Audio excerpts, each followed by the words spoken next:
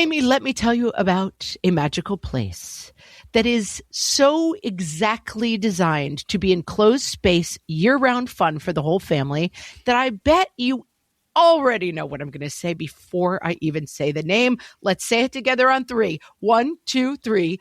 Great Wolf Lodge. You got it, Amy. My kids loved Great Wolf Lodge when we went. You probably already know that it has a huge indoor water park with a wave pool, lazy river, a bunch of massive water slides. But then your pack can hit the other attractions because wait, there's more. Great Wolf Lodge has adventure-packed attractions like Magi Quest, a live-action game kids can play throughout the lodge, plus the Northern Lights Arcade. Spent some quality time there, so your kid who loves the lazy river and your kid who loves fantasy games will both have a great time. Great Wolf Lodge also offers great dining options and complimentary daily events like nightly dance parties, all under one roof. Unpack the car once and you're settled in to have fun. And with 22 lodges across the country, you're always a short drive away from adventure.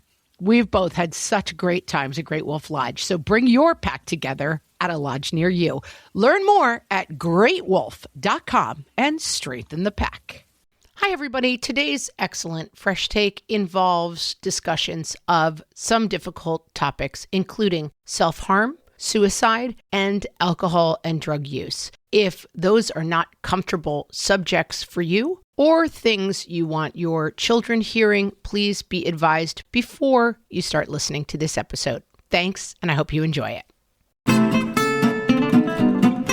Hello, and welcome to What Fresh Hell? Laughing in the Face of Motherhood. This is Margaret, and today I am talking to Jyoti Chand. Jyoti is an author, speaker, and mental health advocate with a dedicated audience of over 300,000 across social platforms, where she is known as @MamaJotes. Her work blends humor, vulnerability, and cultural insight, shaped by stand-up comedy, improv, and an MFA in writing for children and young adults from Hamline University. Today, we will be talking about her new book, Fitting Indian. This is her debut graphic novel with a second book already in development. Welcome, Jyoti. Hi, thank you so much for having me. I'm excited to be here. This book is kind of right in our strike zone. I feel like covering really serious and emotional and heavy topics with a kind of lightness and a humor blended in. Tell me about your journey to writing this book and why you decided on a graphic novel format, which I think is really interesting. So the book itself is fiction, but it was actually inspired by true events. When I was 18, I attempted to take my own life. And, I'm lucky to be here today, 18 years later, to be able to talk about it and tell the story. But the reason this book had to be written is because it was exactly that. It had to be written. I had to write it. It was part of my own healing process. And I knew if I had something like this as a Indian girl growing up, maybe I wouldn't have felt so alone in my struggles. There were a lot of brown faces in mainstream media. There still aren't, to be honest, but we've gotten better. And so I wrote this as a graphic novel because I find graphic novels to be the least intimidating books to read. Not everybody likes to read. I am a reader. I will devour anything you put in my hand, but that's not always the case. And I didn't want this to be a book just for readers. I wanted this to be a book for anybody who felt like they haven't been seen in mainstream media. And so, the graphic format's been really good for that, especially with the heavy themes of self-harm and alcohol use and suicide.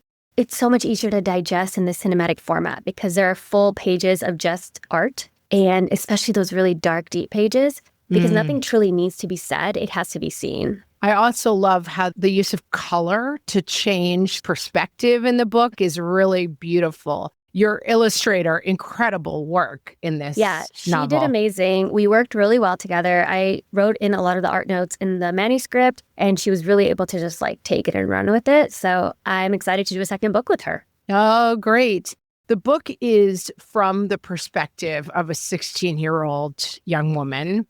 And in your mind, it's interesting because I've talked to a lot of people about stuff that happened in childhood. And as a child, I saw those things from the child's point of view. And now as a mom, I have a 16-year-old myself. I see it so clearly from the mother's point of view. And that's been an interesting shift for me. You are a mom, but your children are younger. How did you approach this? Was it the teenage you telling the story? Were you approaching it more from the mom's point of view? I actually, because I'm able to relate to both perspectives, given that I lived a similar reality to Natasha, and I had all my teenage journals to reference, which was really cool. I got to go back and see all the madness and really relive some of those moments.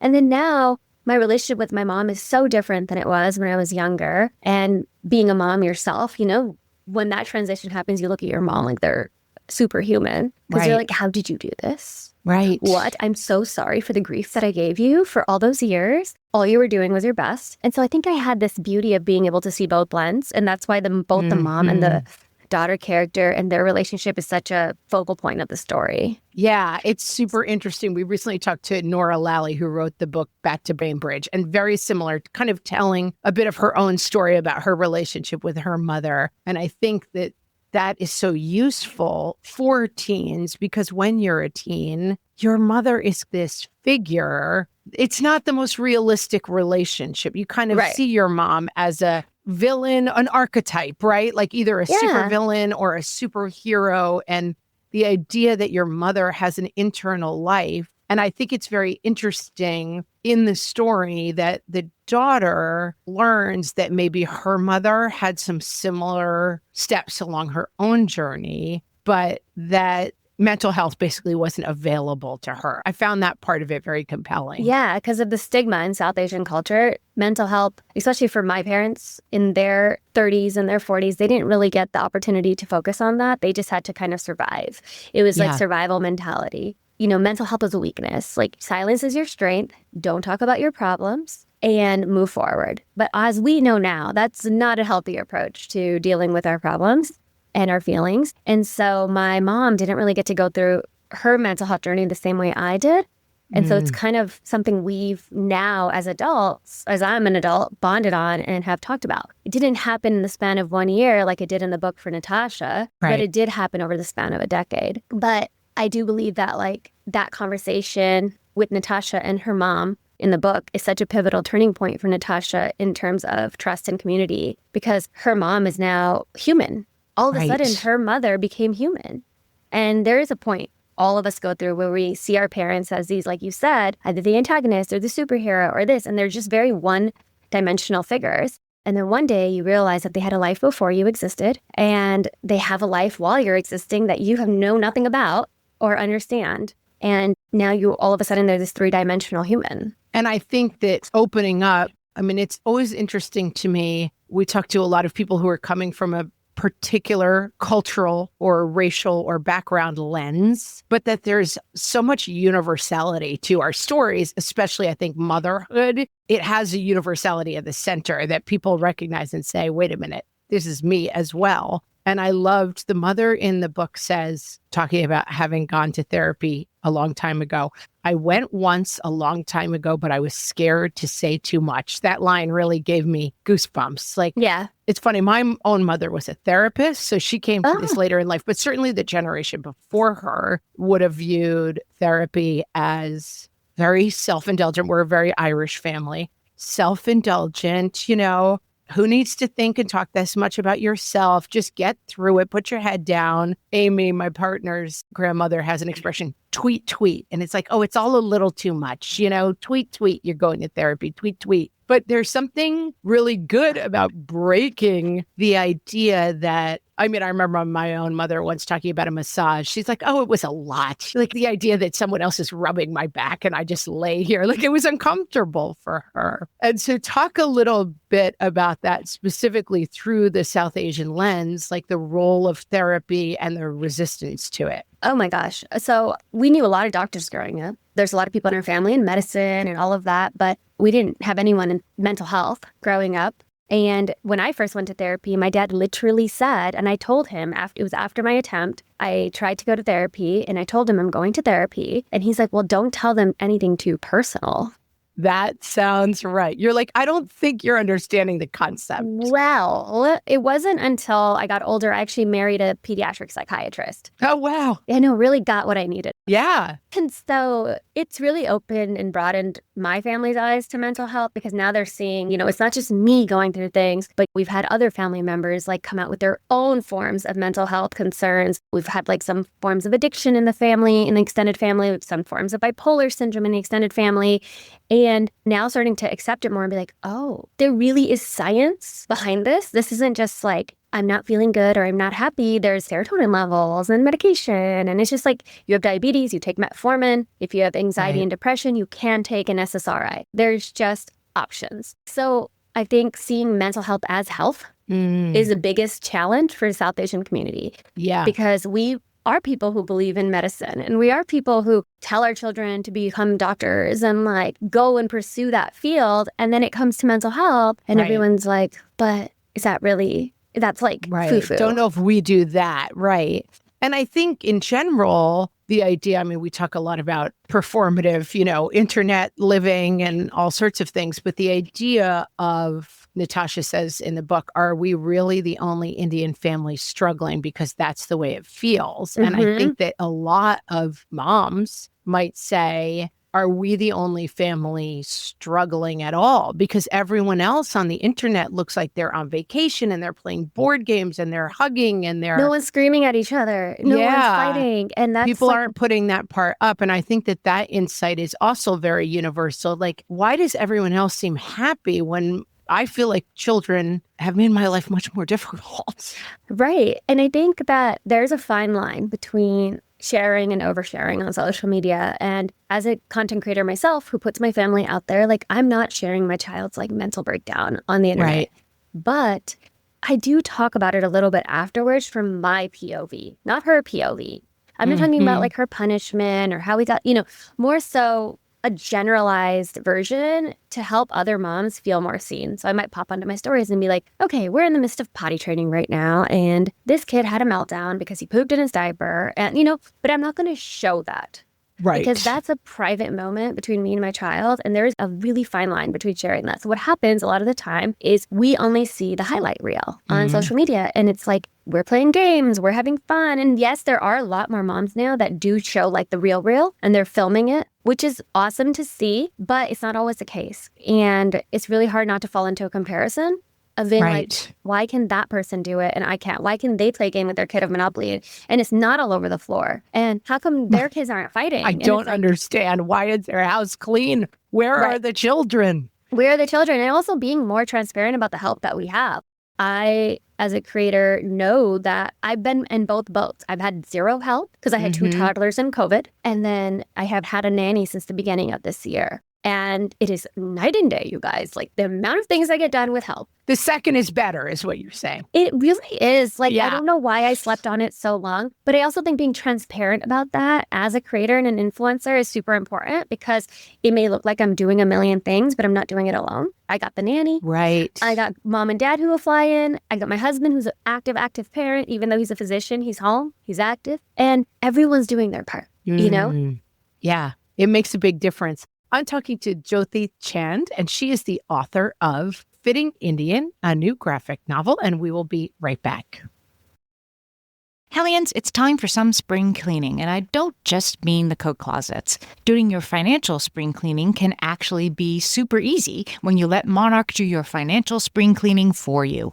One dashboard that gets your entire financial life organized. No more clutter, no more mess, no more logins scattered everywhere, just accounts, investments, property, and more, all in one place. Get your first year of Monarch for half off, just $50 with promo code FRESH. Monarch allows you to look not only at what you've already spent, but also to plan for the future. With Monarch, you can set savings goals, plan for big purchases, and notice spending trends before they become a problem. I can generate cash flow reports that show me what we spent this quarter, this month, what we're probably going to spend next month, and feel prepared, organized, and knowing how to plan for the future. No more surprises and a lot more clarity. Try Monarch. Use code FRESH at monarch.com to get your first year half off at just $50. That's 50% off your first year at monarch.com with code FRESH.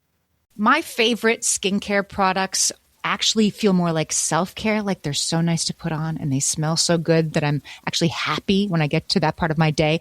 And I swear that is how I feel about Osea's anti-aging body balm. Amy, you are usually the lotions and potions queen on this podcast, but I have to say, hard agree. Osea's anti-aging body balm is a liquid silk body balm that combines the lasting hydration of a lotion with the firming power of a serum, leaving skin smoother and firmer. This body balm is clinically tested and designed to deliver visible results you can see and feel. So we've gotten to use this product for a couple of months now, and I swear I have really noticed firmer and smoother skin, like on the back of my hands. It's like getting a mini spa treatment from head to toe. Get a spring-worthy glow with clean, clinically tested skincare from Osea.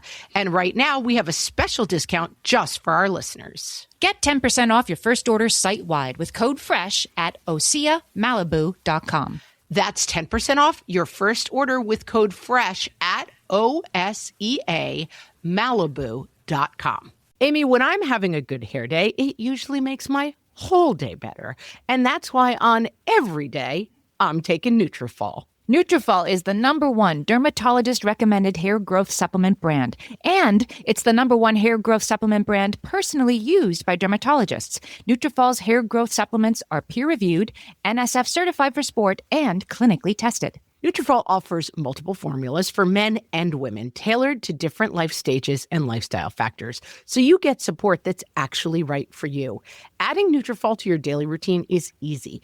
Order online, no prescription needed, with automated deliveries and free shipping to keep you on track. Let your hair be one less thing to worry about. See visibly thicker, stronger, faster-growing hair in 3 to 6 months with Nutrafol. For a limited time, Nutrafol is offering our listeners $10 off your first month subscription and free shipping when you visit Nutrafol.com and enter promo code LAUGHING.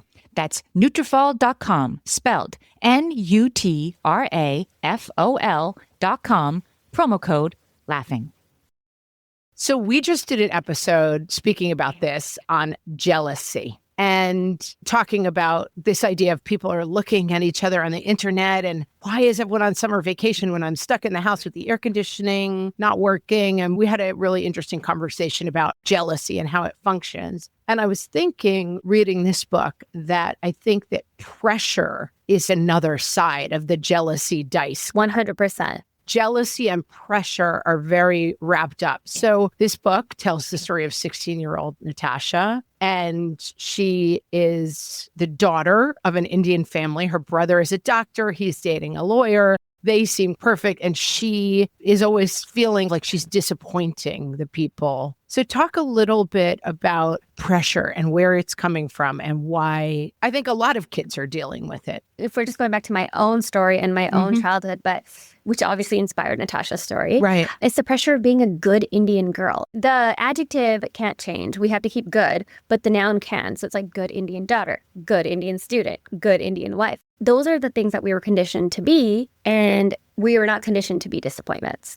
And so if we don't fit into that very nice, finely made box, we easily feel like a disappointment. And I did growing up because I didn't want to be. I was loud and I spoke. I just said what I wanted to say.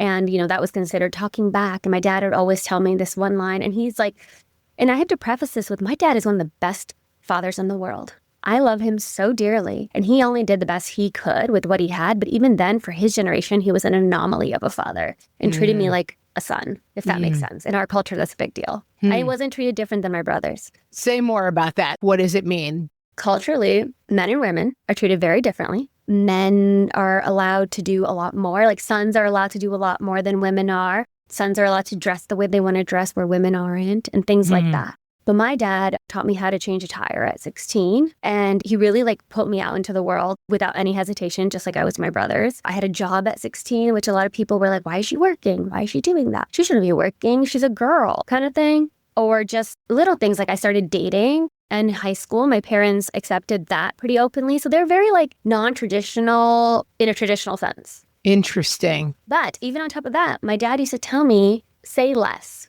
He was telling me to protect myself by saying less. Don't share. Don't overshare. And I'm an oversharer. My whole life's on the internet. Right.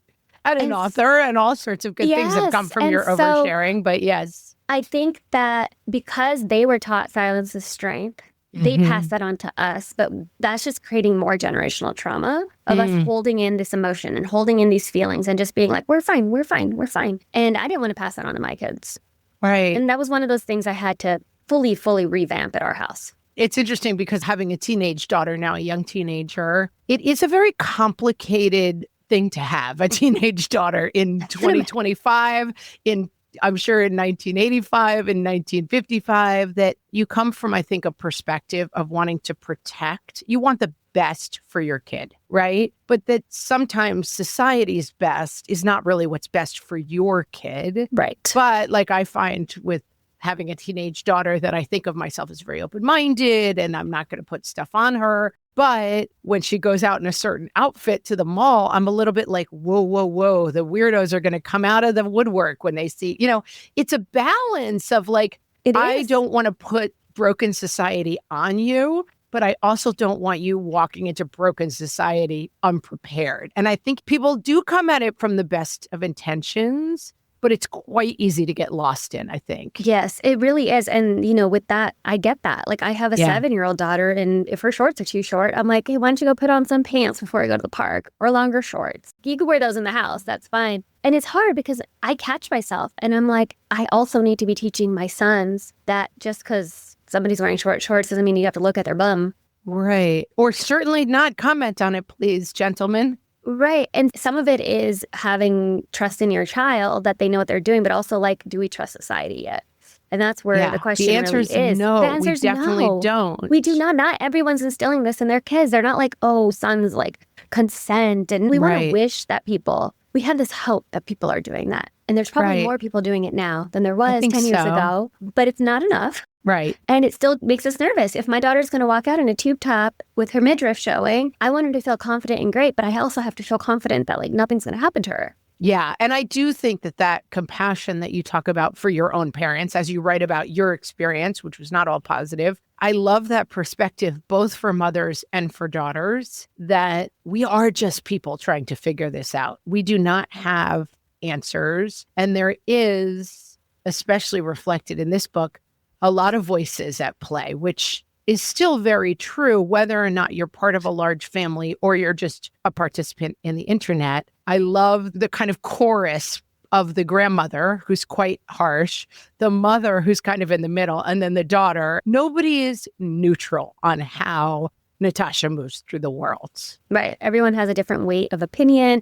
And the matriarch of the family, the grandmother, really represents that old mindset of you will listen and you will make this family look good. And if you don't, then you are out. That's a very older mindset where the mother has struggled and felt what Natasha has felt, but didn't know how to approach it when she felt it. But she didn't want her daughter to feel the same way that she felt, which was alone. So let's talk about breaking cycles, because it's something that we talk a lot about. And I think that it's something that people write a lot about on our Facebook group. I think when people become mothers, they want to be the best. They want to do it right. And a lot of times that means defining yourself in opposition in some degrees to the way that you were raised.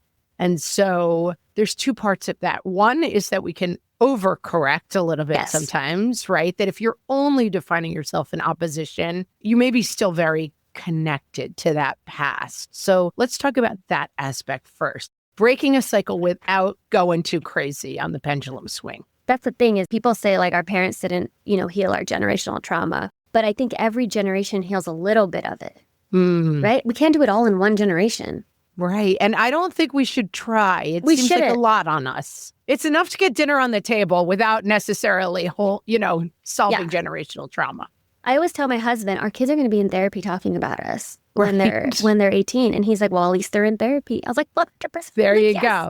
That's we your have fix. Solved a problem. Yes. And that's not my biggest fear. I know that I'm not going to be perfect as a parent. And yes, I think that's all of us. There's no such thing. But I do pick and choose where I focus in on. And one of those things is emotional intelligence. I feel like the thing that I lacked a lot of was naming my emotions and understanding how to cope with them. Also, being married to a pediatric psychiatrist, I have a lot of good tools at hand. I bet you do. That must be very handy. so handy to have them around. In-home resource. And so, we really start working on naming those feelings really young. I started with my eldest at like 2. Just really, he may not be naming them, but I'm naming it. I'm like, you're feeling really frustrated right now that I'm giving you the pink bowl and you want the blue bowl, and the blue bowl is dirty. So what's our solution right now is that we have a pink bowl, or you can have no bowl. Just calling it frustration, calling it you're angry right now because your sister took your toy out of your hand, or like using the word disappointed. I have books with just like all these names of feelings because there are so many different ways to feel. And now as an 8-year-old, he can come up to me and he's like, I am so mad at dad right now. I just feel angry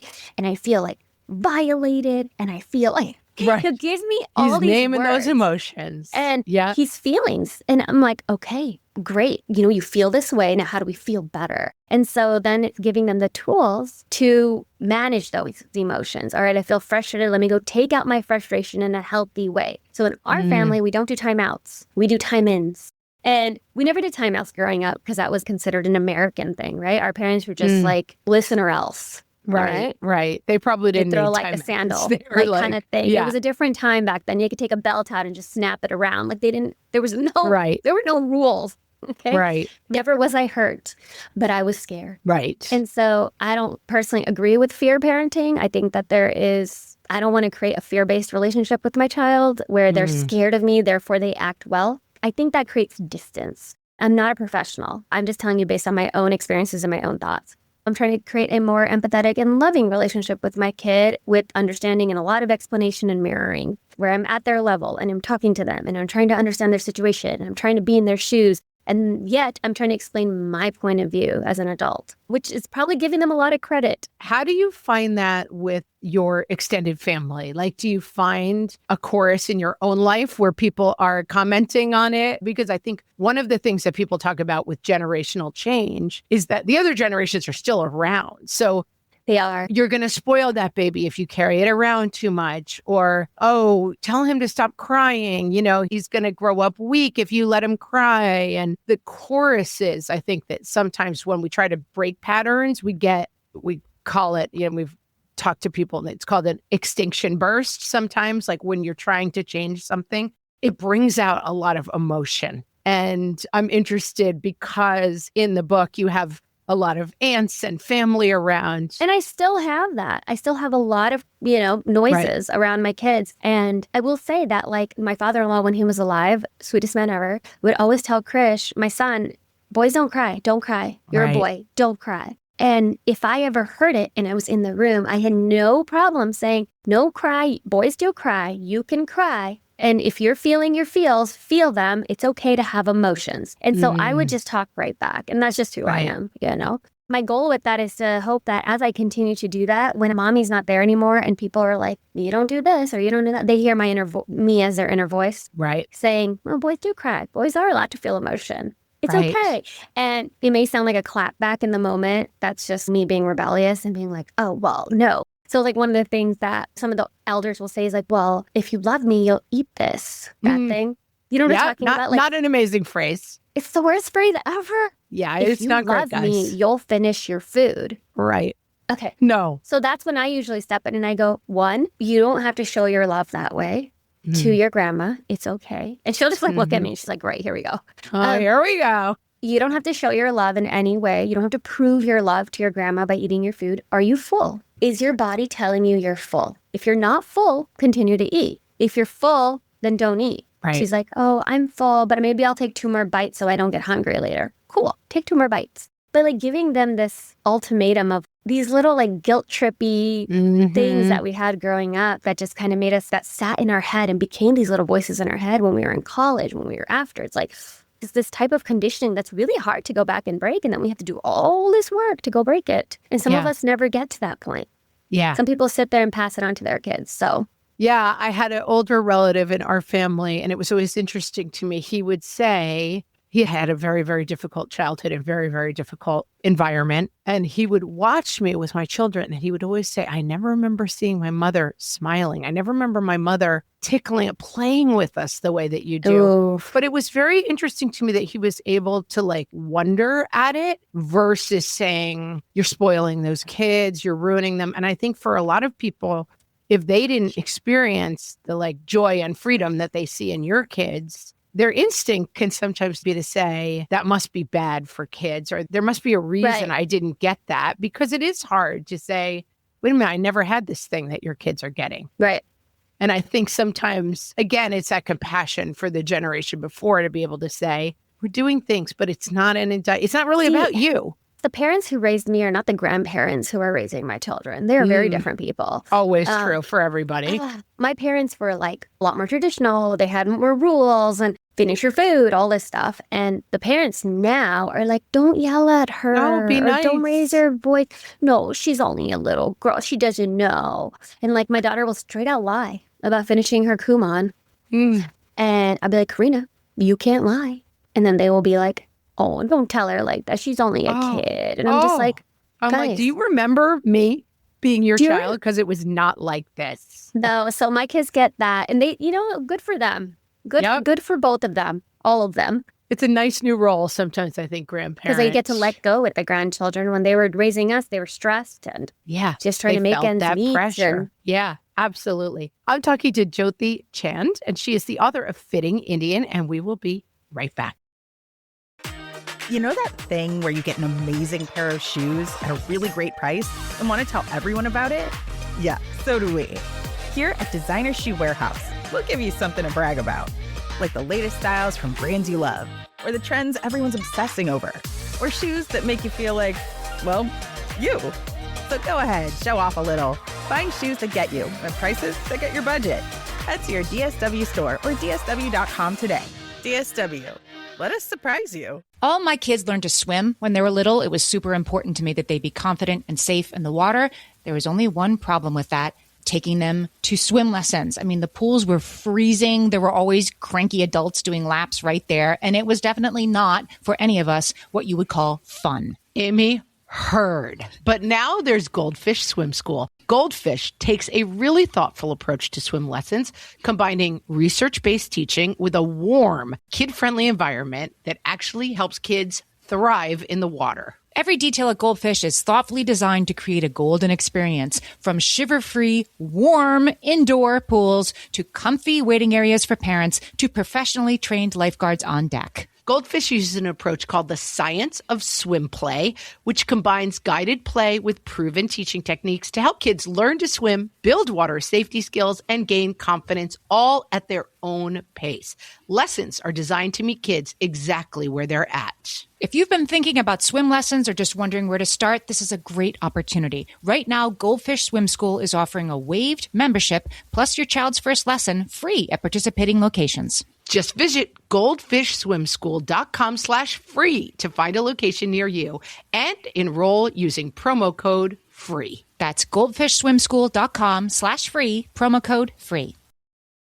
Okay, so let's dive a little bit more specifically into the book. This book is a ride. I really enjoyed it. Sometimes when you start with graphic novels, I know there's a lot of very serious graphic novels. It went to places that I wasn't really expecting in a kind of amazing way. So it's the story of Natasha, 16-year-old, living at home with her parents. And there's so much culture and like family dynamics that gets played out. And I love the women always being like, come cook, or how are you going to be able to, be, like you said, a good Indian woman or bride? They're preparing her for a series of roles, basically. So talk a little bit about that dynamic. I just love that you can see that. I love that this book and this story has cross cultures in a way that I didn't imagine that it would. Oh, for sure. Yeah. So that's just beautiful to see. But yeah, that's exactly it. It's like this preparation to fill a role. And that role is wife, obedient, cooking the food, very like domestically oriented. Yeah, traditional. Yes. An Indian traditional wife who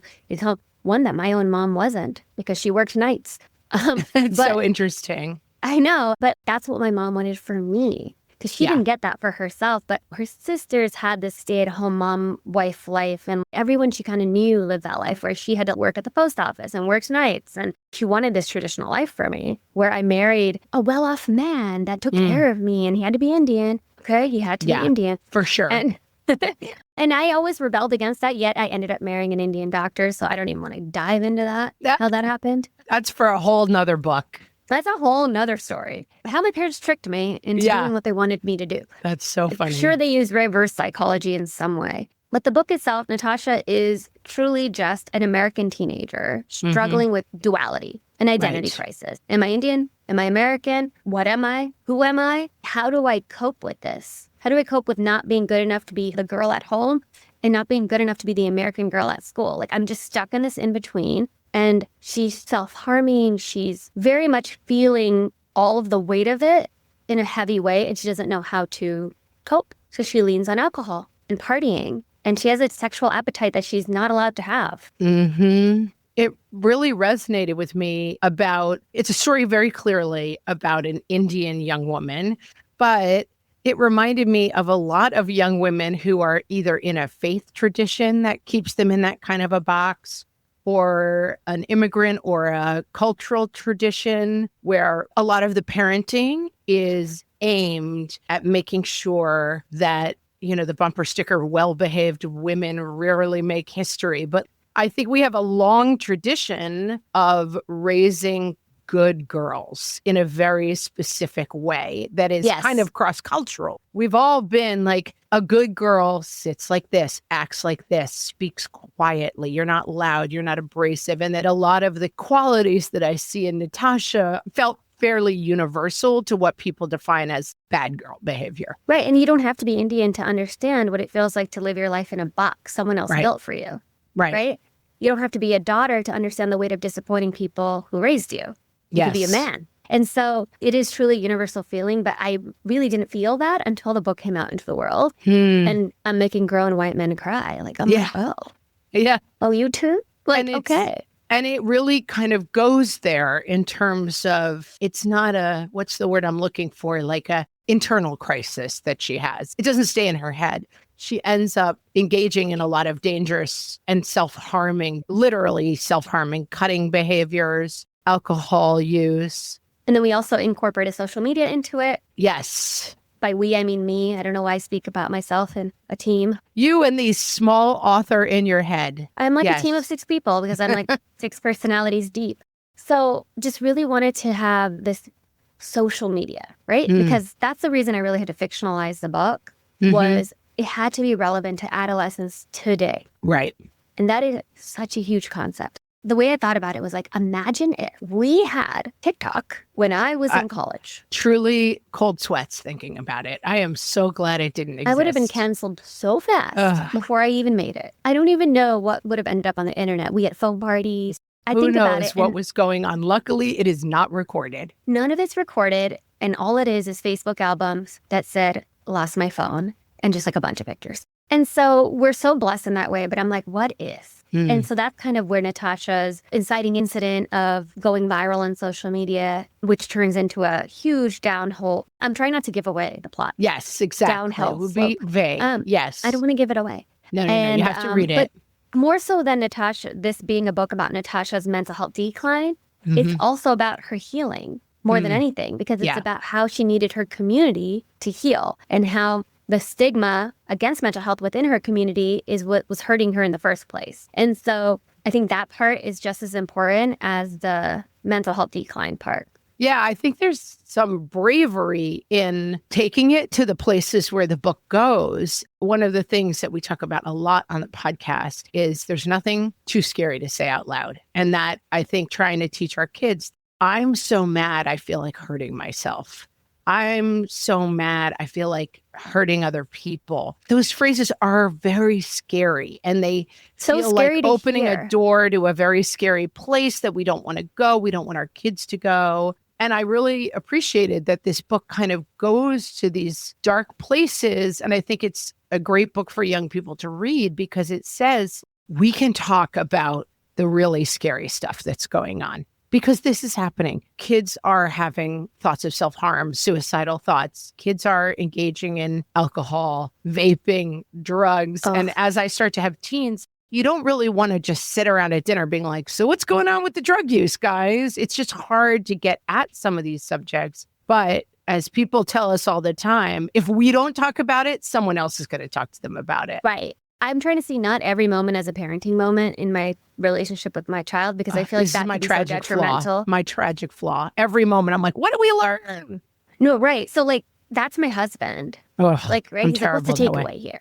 Yes. And I'm more just like, it doesn't have to be a parenting moment. They got into a fight. Let's just let them deal with it. And then pick and choose my battles with what am I trying to, and it is very hard. But even at the age of 7 and 8, my kids have those thoughts. They go, oh, I'm so mad right now, I could punch a wall. Right. Okay, so what's something else we can punch?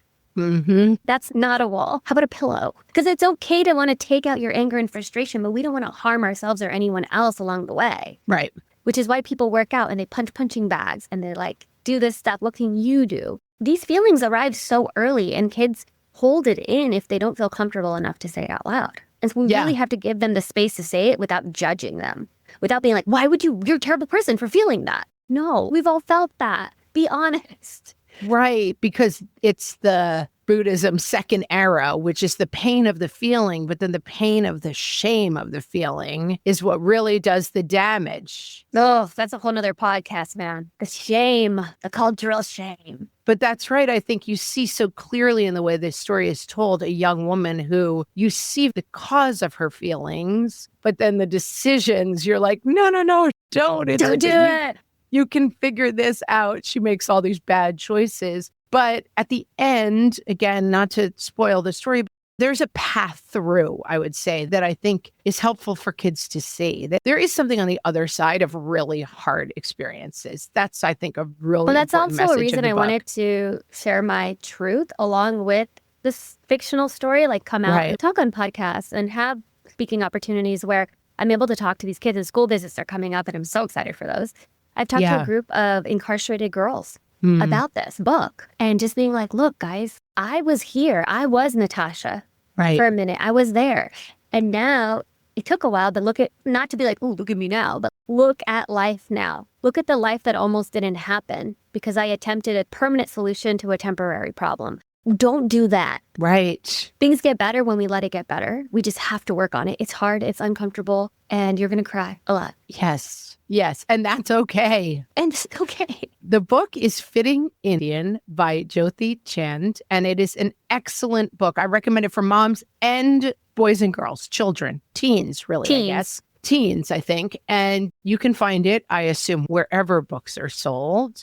And Jyoti, tell us also about your social media and what you're up to all over the social media. Yes. So I have on Instagram, TikTok, YouTube, that whole thing. I don't really love TikTok, so let's just say Instagram and YouTube with under the handle Mama Jotes. And I started there as like your cool mom friend and trying to share the realities of motherhood in order to create community. And we've created a big community now of over 300,000 on socials, which has been really cool. And I have like all these mom friends online. But, you know, one of the things I'm really leaning into on there right now is just soft living and sobriety. I've been sober for 4.5 years, realities of motherhood and family life, and just kind of sharing the real, like sharing my toddler smacking me across the face because I got caught on camera. Because that's just like the reality of it. Toddlers. Yes. Toddlers. And then emotional intelligence in children and how we're raising emotionally intelligent boys and girls and more of that, you know? So I'm just really leaning in. Awesome. Well, we will put up a link to buy the book from our bookshop and all the other places you can get it from. We will link to all of Jyoti's social media so you can check that all out. Thank you so much for talking to me today. The book is Fitting Indian, wherever books are sold. Thank you.